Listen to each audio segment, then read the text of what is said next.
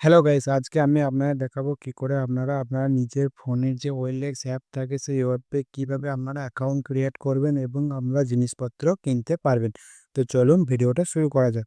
তো সবার প্রথমে আপনাদের যেটা করতে হবে, প্লে স্টোর থেকে OLX অ্যাপটি ডাউনলোড করে নিতে হবে। তো আমি ডাউনলোড করে নিয়েছি, এটাকে আমি ওপেন করব। যেই আপনারা ওই অ্যাপটি ওপেন করবেন তারপর আপনাদের কিছুটা এরকম ইন্টারফেস আসবে। তো নিচে আপনারা একটি অপশন দেখতে পাচ্ছেন, আমি দেখাচ্ছি, কন্টিনিউ উইথ ফোন নাম্বার। এটাতে ক্লিক করবেন। আর আপনি যদি চান লগ ইন উইথ মেল, তো লগ ইন উইথ মেলেতেও আপনি ক্লিক করতে পারেন। আপনার যেটা সুবিধা হবে আপনি সেটাই ক্লিক করবেন। আমি কন্টিনিউ উইথ ফোনেরটাতে ক্লিক করলাম। ফের এখানে আপনাদের মেসেজ আর কলের পারমিশন চাইবে, তো পারমিশনটা অ্যালাউ করে দেবেন।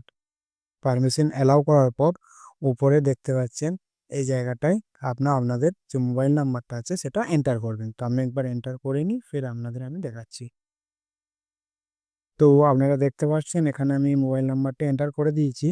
এরপর আমি যেটা করব সেটা হচ্ছে আমার এই যে নিচে যে নেক্সট যে অপশনটা আছে এটার উপর আমরা ক্লিক করব। নেক্সটে ক্লিক করার পর এরকম একটি ইন্টারফেস আসবে।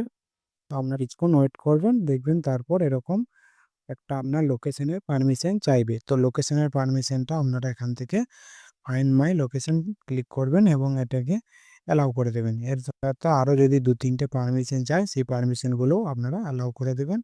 এখানে টার্ন অনে ক্লিক করবেন।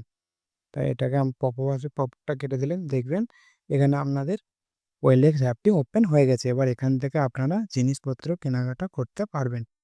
তবে একটা জিনিস আপনারা খেয়াল রাখবেন, এখানে ফ্রড অনেক বেশি হয়। তো সেই হিসাবে আপনারা নিজে বুঝে শুনে তারপরে কোনো কিছু কেনাকাটা করবেন।